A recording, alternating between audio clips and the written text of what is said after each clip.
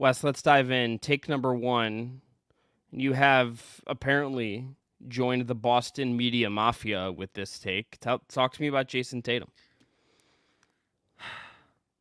I can't believe I'm doing this.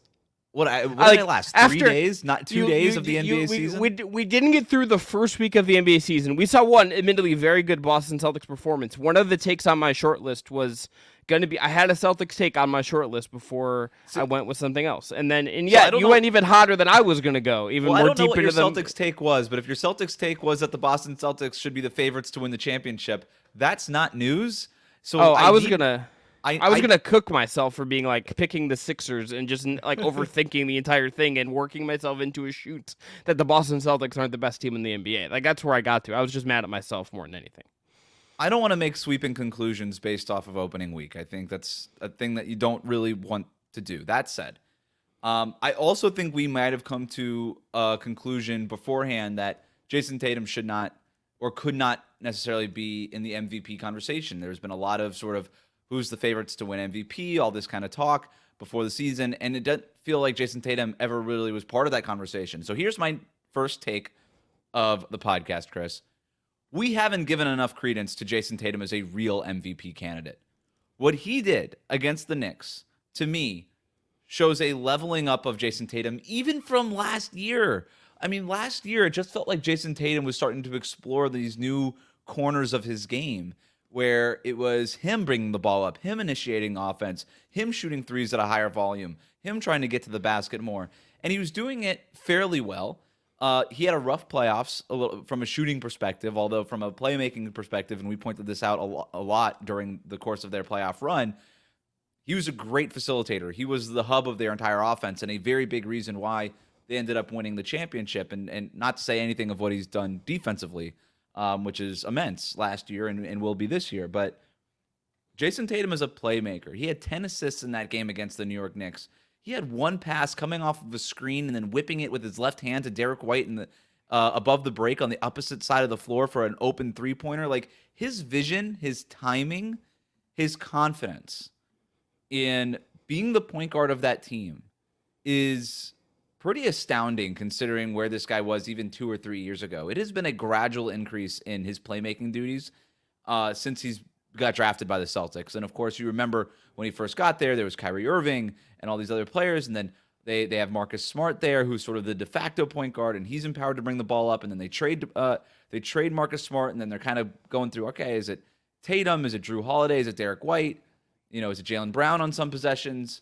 And it feels like they have settled on Jayson Tatum based on the proof of concept that was the 2024 championship. And he just looks so confident. He had a 30% usage in that Knicks game. I think that's about where it's going to hover for the entire season. And in Boston's offense, that's pretty high. But it is also the usage rating associated with an MVP candidate, with an all NBA type of player. It's right there with Luka Doncic, Shai Gilgeous-Alexander. I think he's going to be there. And I haven't mentioned the 37 points on 14 of 18 shooting, 8 of 11 from three-point range. Now, that's not going to be every single night, but there is no doubting this dude's ability to get a bucket. And now you combine that with the two-way ability of what he does defensively. He's basically positionless. He can play center for them in some alignments. And then with the playmaking stuff, this guy is the hub of Boston's offense. He's what makes it move. And I think if you take him out of it, it falls apart and it's just not the same anymore. He's as important to the Boston Celtics as he is to maybe any other team, any other offense in the league, maybe short of like Luka and Shea, what they do for Dallas and Oklahoma City. But if you take that and if he's the most important player for the team with the best record, then that sort of feels like the definition of an MVP. And so, yeah, I think we got to start putting Tatum on that short list with Luka, with Shea, with Jokic, with Giannis, with all these guys that we keep talking about. Who's going to win MVP? I think Tatum has to be squarely in that mix. And I think, Wes, too, we're going to be able to craft, like, this is a narrative award. I've seen some people predicting, Jokic as, like, a MVP again, and being, I'm not going to pick against the guy. And, like, I understand why some people would want to make that case. I think, he's going to be statistically in the conversation. The MVP is, in a lot of ways, a narrative award. It is a storyline, what kind of story you can tell about a guy's season award.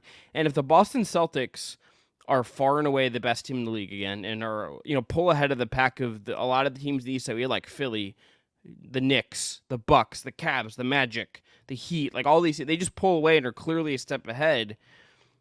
They're going to be there, and this was a game where they were just absolutely incredible. The 3-pointers as it is for them was the path. Tatum as a large part of that, at the forefront of that. They were absolutely electric. They're going to be unguardable. They're playing because of, Jaylen Brown is vocalizing this more than Tatum is, I would say. But like they're playing with an edge. I think they're finding the little bits of motivation within Tatum's Team USA experience, despite them winning a title last year. And Tatum having done that, he's like, now maybe I want this other respect. Like there is like a chip and an energy to the Celtics team that you can't take for granted. And if that was at the core of Jayson Tatum having a monster year and being in the MVP race, it wouldn't shock me now that we've kind of seen this team hit the get-go right away. I think it's wholly ridiculous that this is being framed as a revenge tour for Jayson Tatum, for the record. But that's what the best guys in the world do. It's like they find the slightest thing and they blow it up. Like that, like I agree that it's ridiculous. Like winning a championship and a gold medal, and he's like, it's a revenge tour for me. I'm Jayson Tatum, and they didn't play me over LeBron and Kevin Durant and these all-timers. But whatever. Like you said, like whatever you need, dude. If this is the revenge tour you need. Now, if it's him using it, that's fine. When we actually start, to me, my biggest problem with this Boston Celtics season, and I can already tell based off the first national broadcast, my biggest problem with the Celtics this year is going to be Jayson Tatum barely playing in the Olympics is the new LeBron James is 39 years old. It's every time he does anything, it's going to be the first thing out of every broadcast mouth is, can you believe that this guy only played 8 minutes in the Olympics? I'm already sick of it. I hate There's that Miami West. What? There's Miami West is here now. I'm back, baby. You're back. I hate that I'm giving the Celtics credit. I don't want to be doing this. I don't want to be talking about Jayson Tatum as the MVP. I know that even if you give Jayson Tatum a foot in the MVP, a foot in the door of the room of the MVP conversation, Boston Media Mafia will pry that thing wide open and make sure Jayson Tatum ends up getting this MVP, perhaps over a more deserving candidate, which is still out there. I'm not telling you, my take here isn't that Jayson Tatum will win MVP or should win MVP. It's just that when we are having the conversation, I think he's leveled up. I really do. I think Jayson Tatum has leveled up. And I don't think it's the Olympics. I don't think it's that, or not even winning finals MVP. I think what it is the confidence of coming off of that championship, raising that banner in the Boston Celtics arena and being able to say, yeah, I'm a champion. And there's, I think, a level of confidence and security that comes with that. And I don't think Jayson Tatum is going to try to be anything that he's not, where I think you could argue that maybe there were times in his career that he was. I think he just knows who he is as a basketball player, and that's a damn good basketball player. It's an all-around basketball player, and the more he leans into that, the more you're going to see nights like we saw against the Knicks. I will add one thing to this. Last night, I think, featured two things that will be a big part of this season in some ways, a big two storylines. Number one, how good they were even without Porzingis. We know Porzingis isn't like vital to everything they do, but they were great without him. They're going to have to be great without him, at least until we think late December, January, sometime in there. And even then, I bet you they're careful with him. It's a long-term play for its health. So, like, if they're playing this well without him, that's another arrow in his quiver in this argument. Number two, I don't know how you felt about this, but there were times last year where it felt like Jaylen Brown was the lead guy in this team and the best guy in this team. It felt like last year in a lot of ways was Jaylen Brown's Celtics team. Game one of the season, obviously it's one game out of 82 plus the playoffs. That was Jayson Tatum's Celtics team. That was Jayson Tatum's Celtics performance. And if that is like a trend we see this year where it is more a Tatum thing and less of a Brown and Tatum thing with the supporting cast, like that is going to be another thing where if it feels more like Tatum's Celtics, that's going to be another level to this.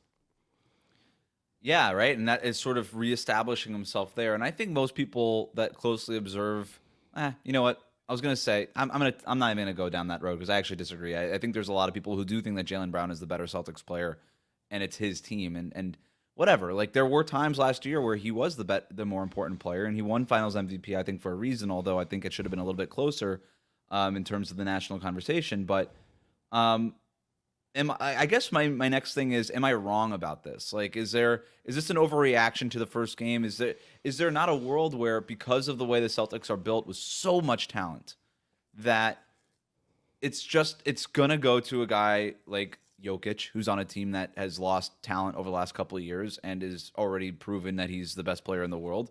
Is it gonna go to a guy like Luka, who is the engine, the wheels, the steering wheel, the radio, everything in that car? Shea Gilgeous-Alexander, ditto. And there's just so many other kinds of candidates that feel like they're like the prototypical MVP candidate. Like, just tell me why I'm wrong on this. I just don't think you're wrong. I really don't. Like, I am firmly of the mind for MVP this year that we are getting someone different. I just think with Jokic winning it the way he has won the last couple of years, with what we know, like Embiid and the Sixers are already being investigated for like how he's being not playing. Like, he's not going to play a lot of games this year.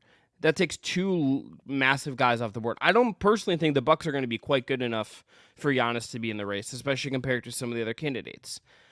So I think we're getting new blood in the MVP race this year. I think that includes Tatum, that includes Luka, that includes SGA. There's probably going to be someone we're not even thinking about now. Is there a Ja Morant MVP case if the Grizzlies go on a great run this year?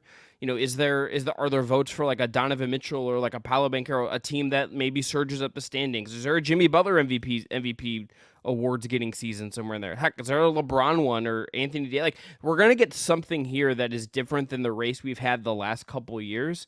And Tatum is the guy that, Wes, we as the collective, and I think you and I did not talk enough about in making our predictions for MVP. We both picked Luka Doncic. Yep. And I think it is almost in some ways like the simplest case to make for any of these guys, and we just kind of overlooked it. So I don't think you're wrong at all. And for the record, I'm still picking Luka, but Tatum's going to be on every single ballot. And I think my point here is that Tatum's probably gone from, well, who's on the ballot to who's actually got a chance to be voted first on your ballot. And I think Tatum's going to be part of that mix.